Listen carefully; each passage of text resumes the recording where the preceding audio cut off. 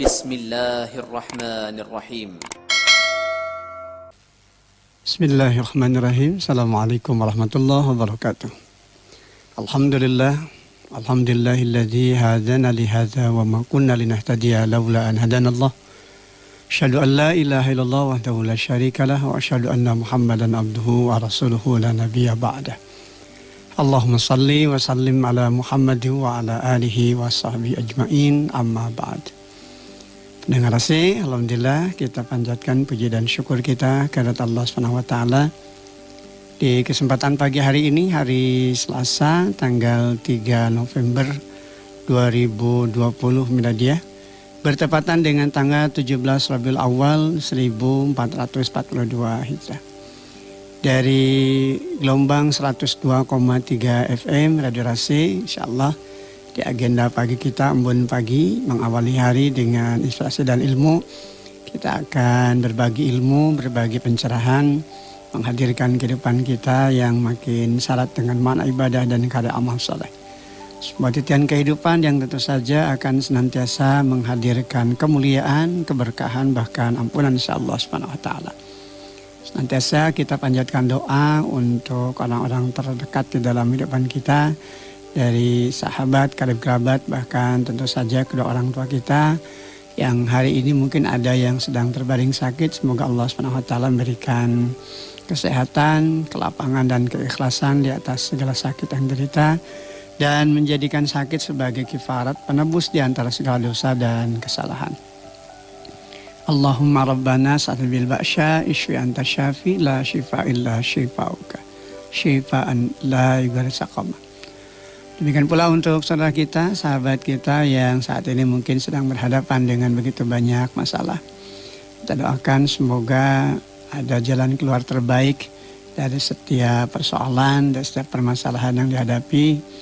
Dan tentu saja senantiasa terbangun jiwa husnudzon, senantiasa berbaik sangka kepada Allah, bahwa di balik setiap ujian, di balik setiap masalah yang dihadapi, sejatinya Allah SWT senantiasa akan memberikan hikmah demi hikmah, dari kebaikan demi kebaikan yang tentu akan senantiasa menuntunnya pada jalan kehidupan yang penuh dengan kemuliaan, keberkahan, bahkan ampunan insya Allah SWT. Dengan kasih, di kesempatan pagi hari ini, inspirasi kita mengambil tema karakteristik kaum mukminin. Ya, karakteristik kaum mukminin. Kita akan baca surah An-Nur, surah yang ke-24, dimulai pada ayat ke-51, insyaallah hingga ayat ke-55. Di ayat ke-51 hingga ayat ke-55 di surah An-Nur, Allah Subhanahu wa taala berfirman, A'udzubillahi minasyaitonirrajim. Innama kana qaulal mu'minina idza du'u ilallahi wa rasulih liyahkuma bainahum ayyakulu sami'na wa ata'na wa ulaika humul muflihun. Hanya ucapan orang-orang mukmin yang apabila mereka diajak kepada Allah dan Rasulnya agar Rasul memutuskan perkara di antara mereka, mereka berkata, kami mendengar dan kami taat, dan mereka itulah orang-orang yang beruntung. Wa may yuti'illaha wa rasulahu wa yakhshallahu wa yattaqhi faulaika humul faizun. Dan barang siapa taat kepada Allah dan Rasulnya serta takut kepada Allah dan bertakwa kepadanya, mereka itulah orang-orang yang mendapatkan kemenangan. Wa aqsamu billahi jahda aymanihim la in amartahum la yakhrujun qul la tuqsimu ta'atum ma'rufah innallaha khabirum bima ta'malun. Dan mereka bersumpah dengan nama Allah dengan sumpah sungguh-sungguh bahwa jika engkau suruh mereka berperang, pastilah mereka akan pergi. Katakanlah Muhammad, janganlah kamu bersumpah, karena yang diminta adalah ketaatan yang baik. Sungguh Allah Maha teliti terhadap apa yang kamu kerjakan. Qul ati'ullaha wa ati'ur rasul fa in tawallaw fa inna ma 'alaihi ma hummila wa 'alaikum ma hummiltum wa in tuti'uhu tahtadu wa ma 'alar rasuli illal balagul mubin. Katakanlah, taatlah kepada Allah dan taatlah kepada Rasul. Jika kamu berpaling, maka sungguhnya kewajiban Rasul itu hanyalah apa yang dibebankan kepadanya, dan kewajiban kamu hanyalah apa yang dibebankan kepadamu. Jika kamu taat kepadanya, niscaya kamu mendapatkan petunjuk. Kewajiban Rasul hanyalah menyampaikan amanah Allah dengan jelas.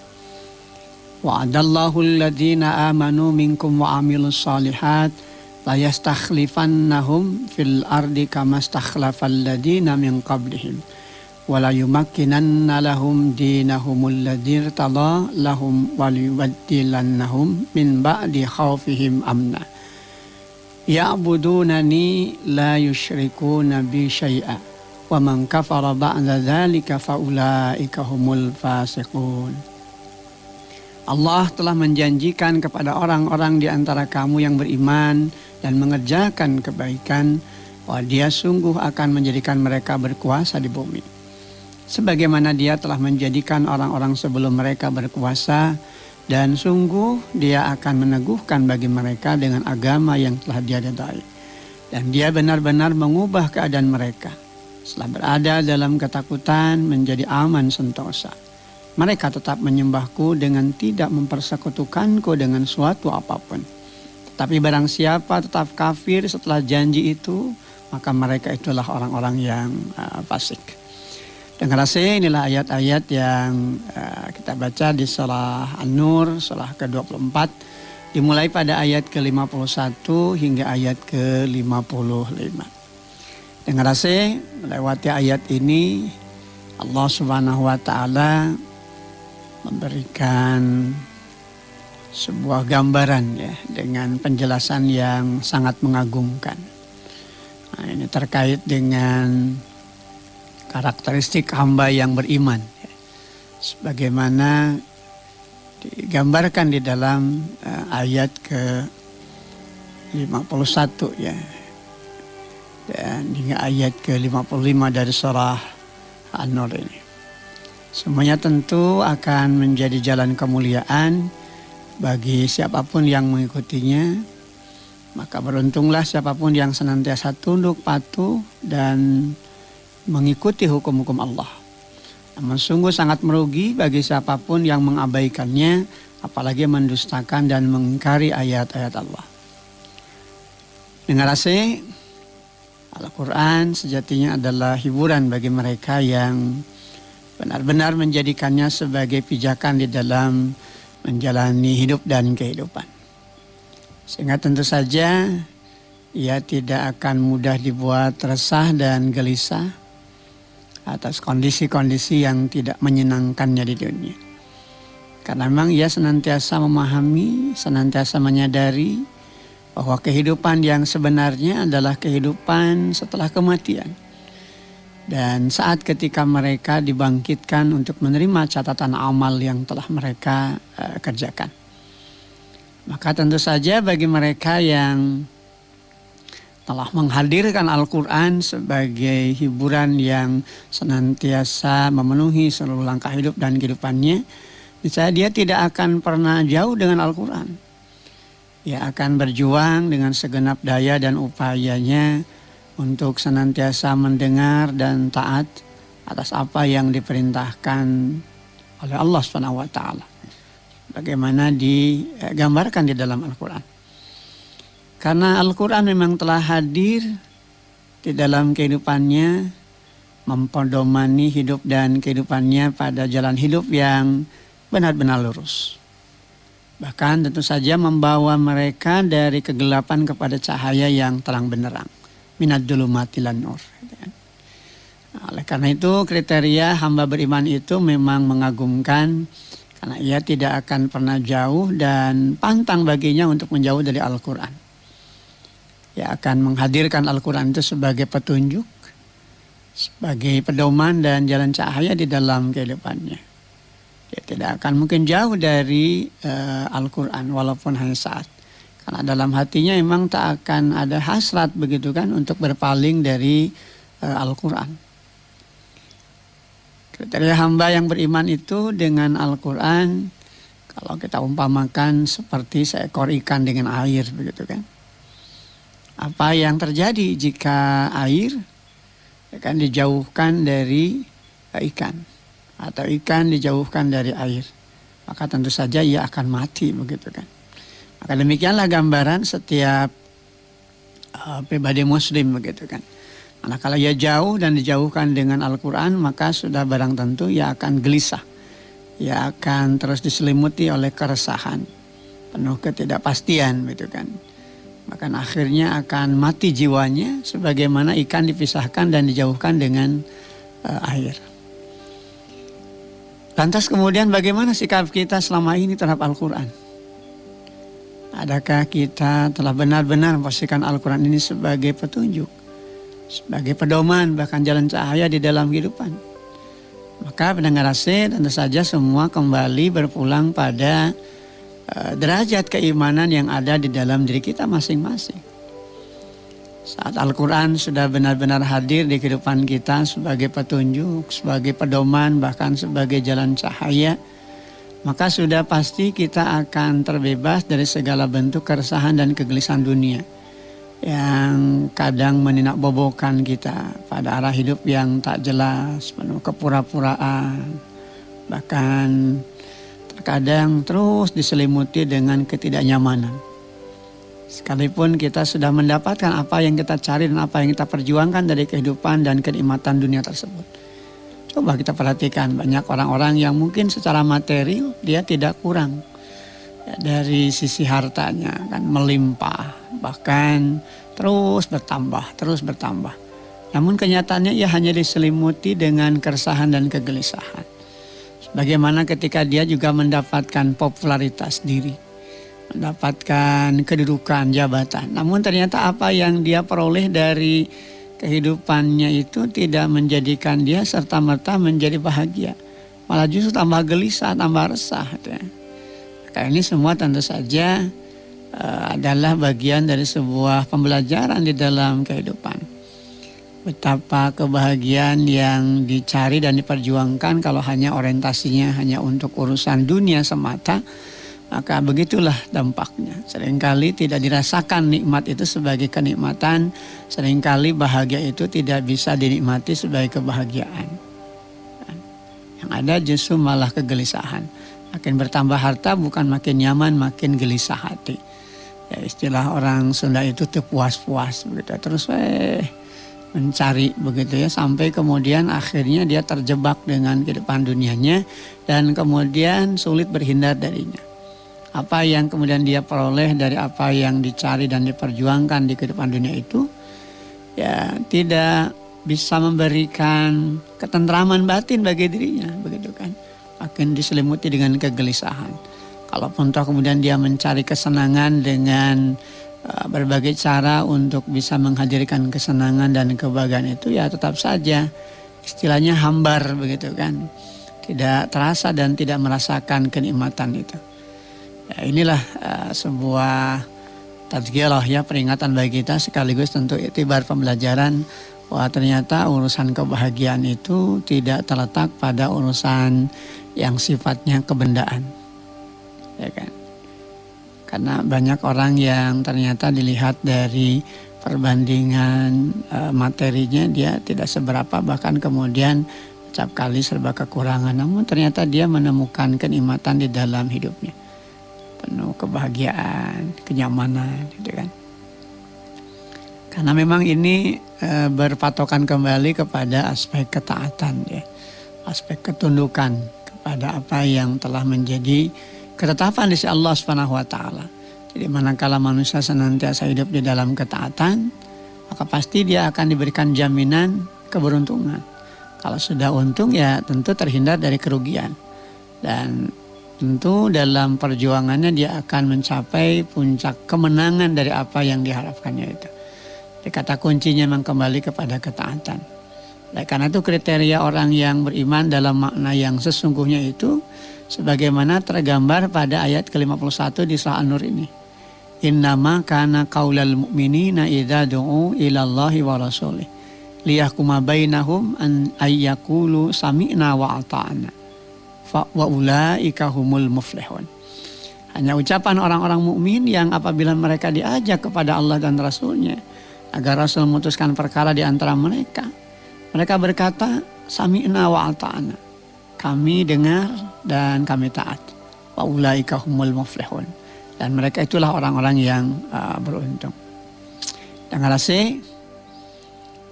kategori orang-orang yang benar dengan keimanannya, tentu saja manakala dia diajak bertahkim, gitu kan, berhukum kepada Allah dan Rasulnya, maka mereka tunduk, mereka patuh, tidak membangkang begitu ya, apalagi sampai kemudian mengingkari. Ya, tidak ada dusta di antara mereka dengan Allah dan Rasulnya. Jadi inilah bagian dari putusan yang akan menguntungkan mereka dan tentu akan menjadi kerugian tatkala mereka mengingkari apalagi mengabaikannya. Kenapa kemudian mereka senantiasa berusaha berjuang untuk tunduk patuh kepada aturan-aturan Allah? Mereka yakin dengan sepenuh hati, artinya tidak ada keraguan sedikit pun bahwa putusan dari ketetapan dia untuk taat kepada aturan Allah itu adalah keputusan yang benar begitu ya. Keputusan yang nanti akan mengantarkan mereka pada sumber kemuliaan dan kebahagiaan dalam makna yang sungguhnya. Maka inilah bagian dari sifat-sifat orang yang beriman dengan keimanan yang sesungguhnya, dengan keimanan yang benar. Dia percaya kepada Allah dan Rasulnya dan kemudian ditindaklanjuti dengan keyakinan sepenuhnya bahwa Allah SWT adalah zat yang maha benar dan maha adil. Dan Rasulnya tentu saja telah membawa kebenaran dari apa yang telah disampaikan Allah kepadanya sebagai utusannya tentu saja. Maka inilah bagian dari gambaran kenikmatan hidup dari mereka-mereka yang beriman. Tidak ada pembangkangan, begitu kan? Tidak ada pengingkaran, tidak ada dusta di antara mereka dengan Allah. Sehingga mereka inilah yang digambarkan oleh Allah SWT sebagai orang-orang yang beruntung. Kenapa? Karena ketaatan mereka. Mereka mendengar dan kemudian mereka taat begitu ya.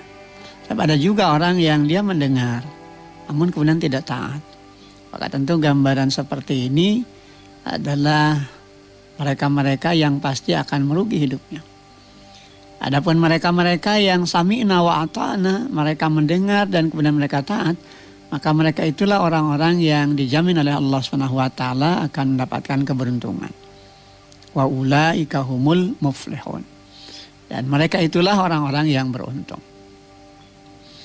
Dengan mereka yang taat, mereka yang khauf, takutnya hanya kepada Allah dan kemudian mereka bertakwa kepada Allah, maka itulah orang-orang yang sejatinya mendapatkan kemenangan dan tentu saja mereka inilah yang peroleh kemenangan di dalam makna yang sebenar-benarnya. Ini di ayat ke-52 ya di surah An-Nur dinyatakan oleh Allah SWT. Wa may yuti'illaha wa rasulahu wa yakhshallah wa yattaqi fa ulaika humul faizun.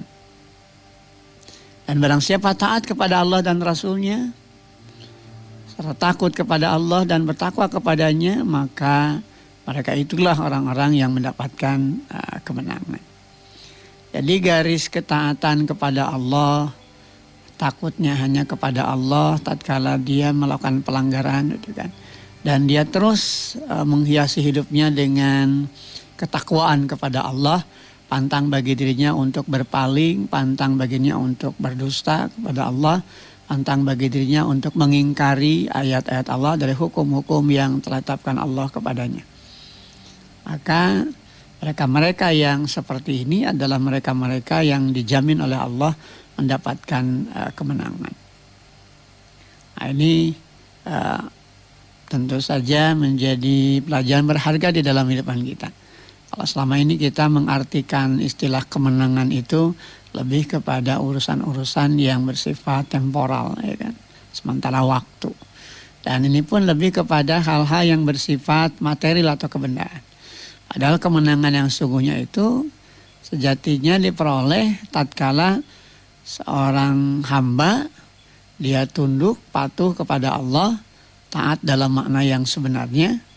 Kemudian dia juga merasa khauf, merasa khawatir, takut manakala dia melanggar aturan Allah.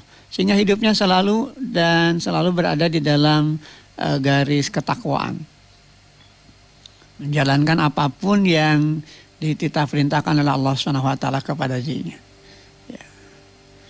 Sukar ataukah mudah, ya kan? Menyenangkan ataukah tidak menyenangkan. Ya, dia jalani, dia lewati semuanya itu. Kenapa?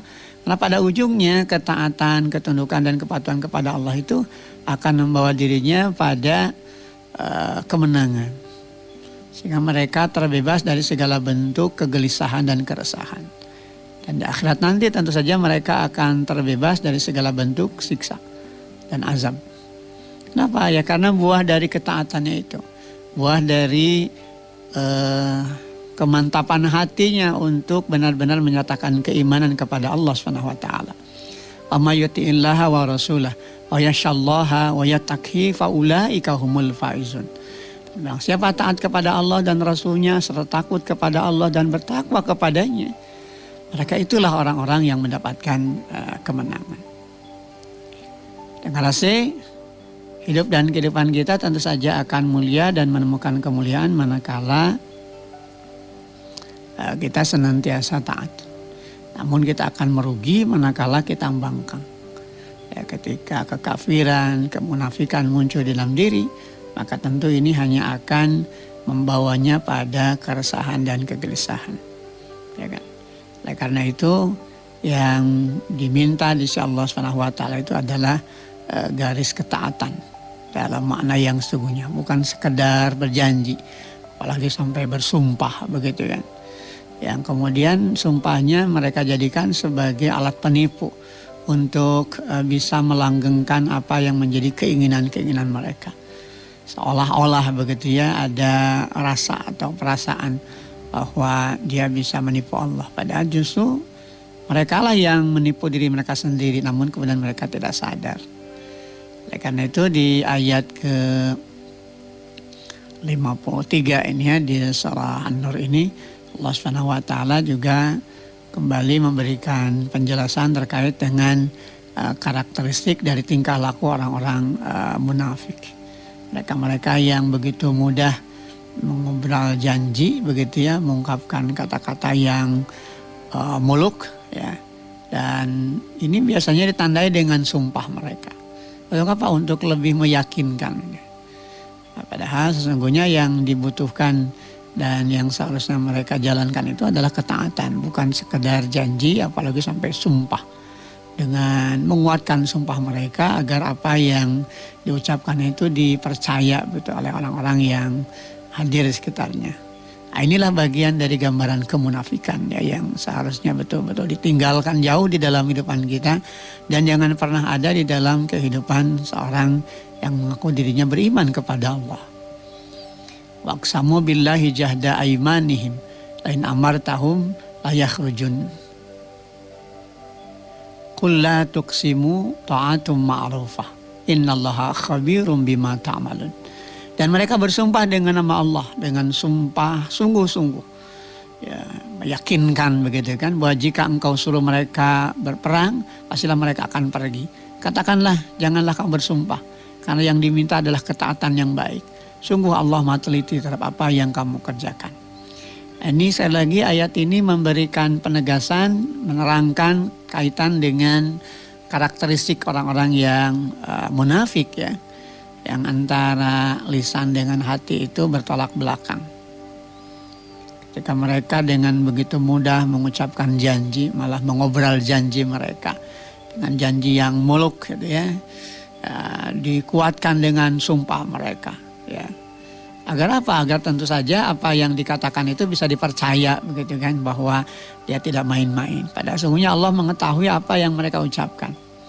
Namun kemudian ya memang ini gambaran kemunafikan ya. Jadi apapun yang mereka ucapkan, sumpah apapun yang mereka lakukan itu tidak akan pernah mereka tepati. Yang ada justru mereka ingkari, bahkan mereka menjadikan sumpah-sumpah mereka sebagai alat untuk menipu gitu ya.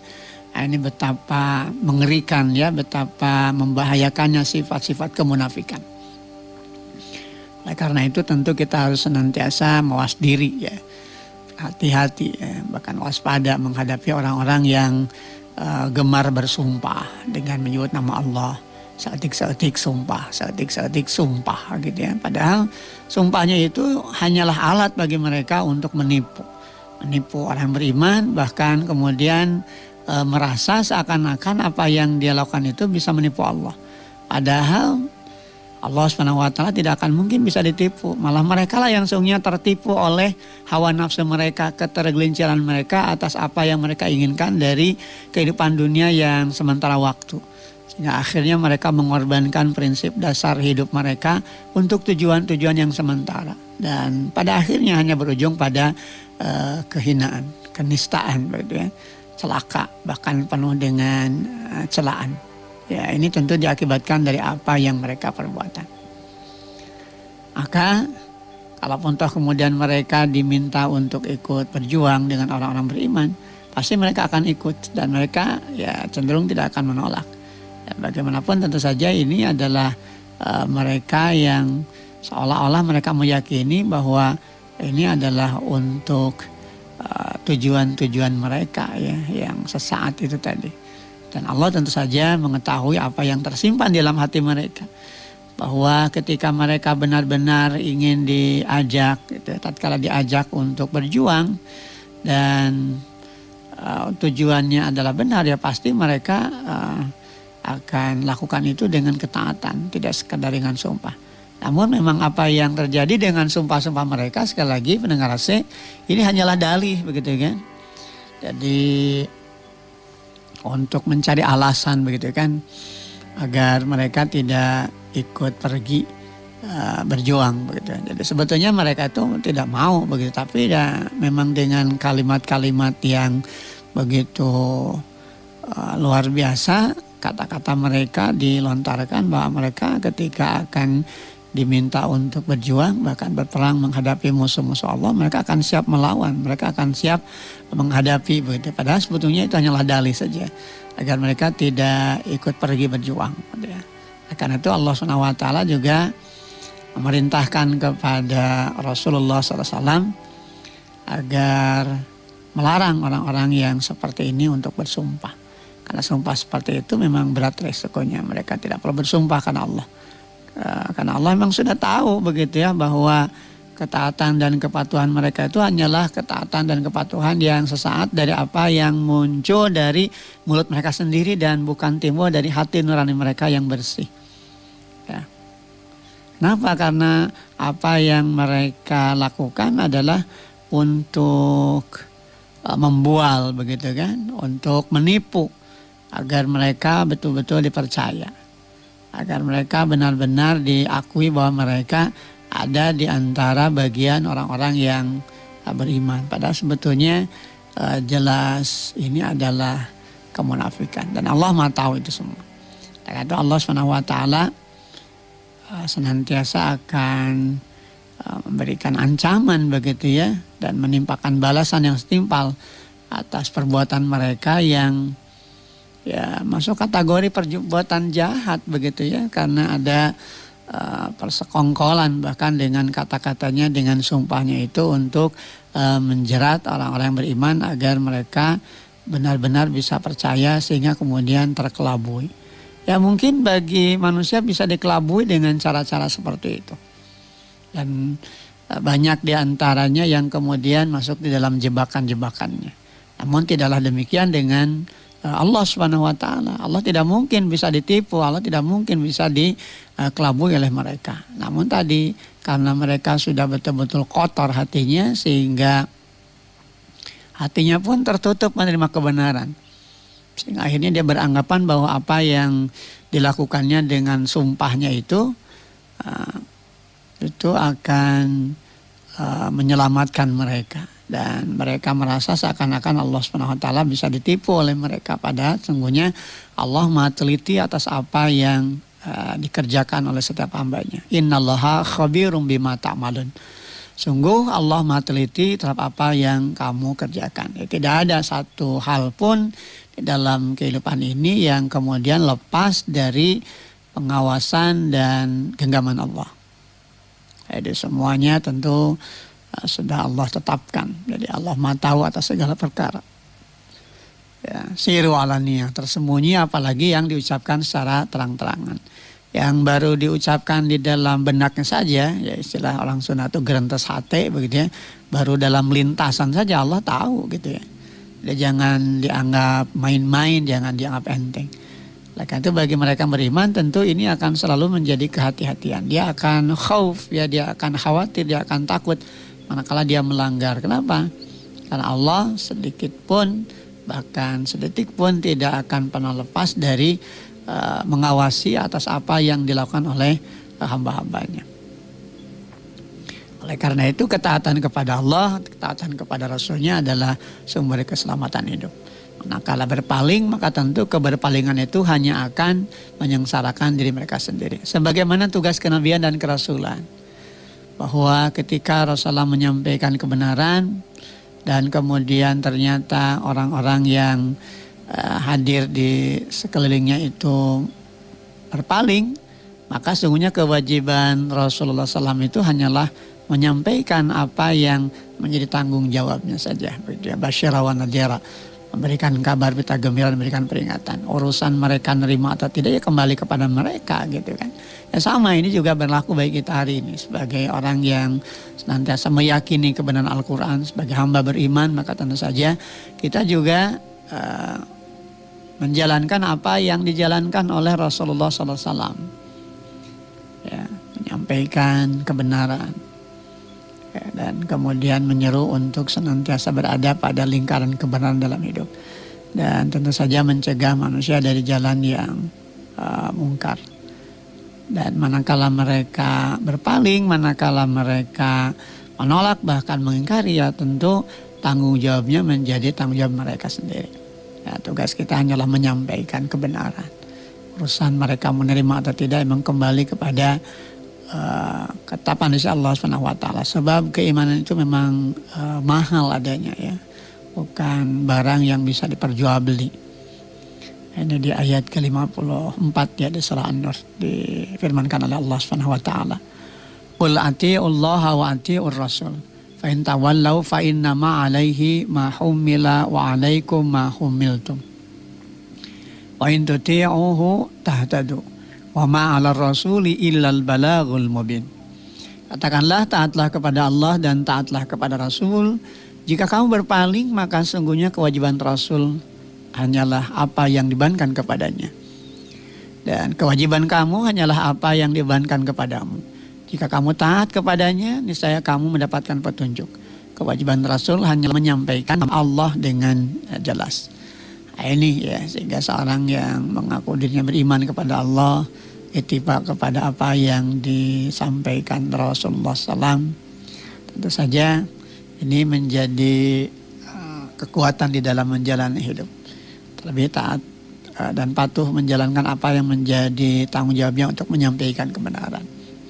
Tidak hanya sekedar menyampaikan saja apa yang menjadi amanah Allah dengan jelas begitu ya. Perkara mereka menerima, perkara mereka berpaling sekalipun, tentu saja ini kembali kepada apa yang akan dilakukan oleh mereka. Jadi Allah SWT tidak akan berikan beban begitu ya kepada mereka beriman untuk berjuang agar berhasil memberikan penyadaran keimanan kepada mereka. Karena semua hal itu tentu kembali kepada jiwa mereka. Apakah masih ada keimanan dalam diri mereka, atau justru memang keimanannya itu sudah hancur, rusak begitu ya. Sehingga bagaimanapun berusaha kita untuk menyadarkan mereka agar hidup di dalam ketaatan, hidup dalam ketundukan, kepatuhan kepada Allah. Ya, manakala mereka terus berpaling karena hatinya sudah tertutup begitu ya, dan sudah ada sumbatan di telinga mereka karena tidak mau menerima kebenaran, bahkan justru jauh dari kebenaran dan lari dari kebenaran, maka tentu saja mereka tidak akan mungkin menerima kebenaran. Ini tentu saja menjadi pelajaran buat kita pendengar AC, betapa mahal begitu kan nilai keimanan di dalam kehidupan. Ya, bukan satu perkara yang bisa diperjualbelikan. Oleh karena itu, tatkala keimanan itu bersemayam di petala kalbu kita yang paling dalam, maka tetap kita jaga, kita rawat, kita pelihara. Di antaranya tentu dengan senantiasa tilawah Al-Quran, ya, membaca Al-Quran, menghayati maknanya. Kemudian juga senantiasa bergaul dengan orang-orang yang hidupnya berada di dalam ketaatan, ya kan. Dan tentu saja menambah wawasan dirinya dengan ilmu yang bisa mencerahkan batiniahnya untuk apa? Untuk mencapai kepada derajat ketakwaan itu. Jadi ketaatan yang sesungguhnya hanya kepada Allah Subhanahu wa taala. Hanya mereka-mereka yang beriman, mereka-mereka yang senantiasa menjaga keimanan lah mereka-mereka yang dijamin oleh Allah Subhanahu wa taala untuk senantiasa mendapatkan apa yang menjadi harapan-harapan mereka. Bahkan kemudian di ayat ke-55 Allah Subhanahu wa taala memberikan janji kepada orang-orang yang beriman dan mengerjakan amal soleh bahwa mereka akan berkuasa di muka bumi. Sebagaimana Allah Subhanahu wa taala telah menjadikan orang-orang sebelum mereka berkuasa. Dan tentu akan diteguhkan hati mereka dengan agama yang telah Allah ridhai. Dan tentu akan mengubah keadaan mereka dari kondisi yang tidak aman ke dalam kondisi yang makin aman, makin nyaman. Dan tentu saja mereka hanya beribadah kepada Allah dan meninggalkan perkara-perkara yang dilarang oleh Allah. Mereka tidak akan mempersekutukan Allah dengan satu perkara apapun karena tidak ada yang layak diperserikatkan di hadapan Allah Subhanahu wa taala. Namun tentu bagi mereka-mereka yang tetap dengan kekafirannya, tetap dengan keingkarannya, setelah janji Allah itu disampaikan, maka mereka tentu akan termasuk orang-orang yang fasik. Ya. Wa'adallahu alladhina amanu minkum wa amilus salihat la yastakhlifannahum fil ardi kama stakhlafal ladina min qablihim wala yumakkinanna lahum dinahumul ladzi irtada lahum wala yubaddilannahum min ba'di khaufihim amna ya'budunani la yusyrikuna bi syai'a wa man kafara ba'da dzalika faulaika humul fasiqun.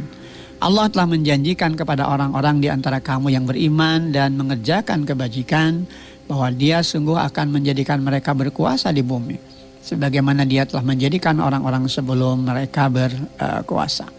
Dan sungguh Dia akan meneguhkan bagi mereka dengan agama yang telah Dia ridhai dan Dia benar-benar mengubah keadaan mereka setelah berada dalam ketakutan menjadi aman sentosa. Mereka tetap menyembahku dengan tidak mempersekutukanku dengan sesuatu apapun. Tapi barang siapa tetap kafir setelah janji itu, maka mereka itulah orang-orang yang fasik.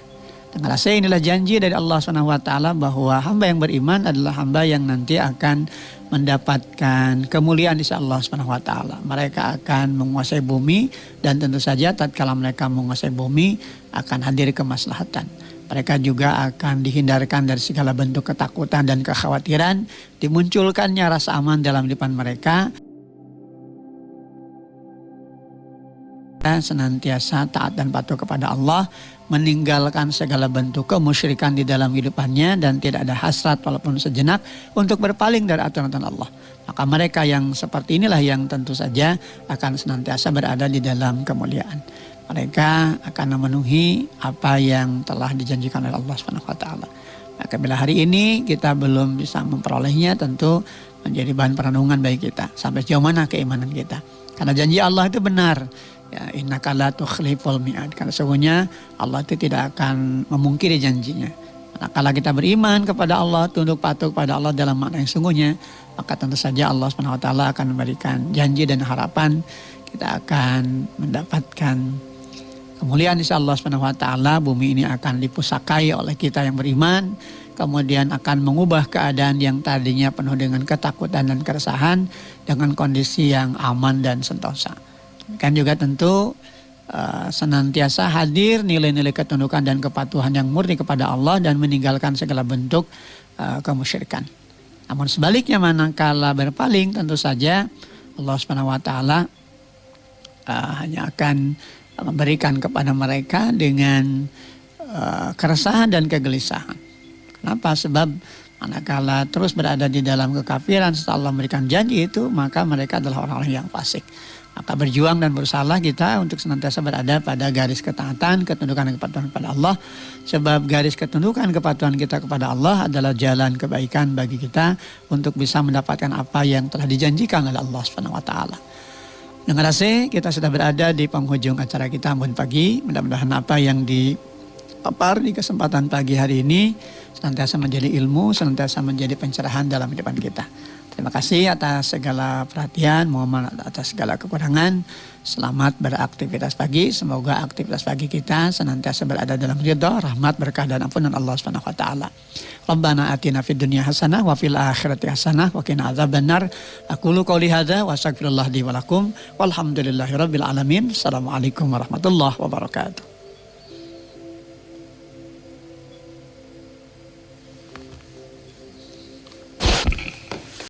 الحمد لله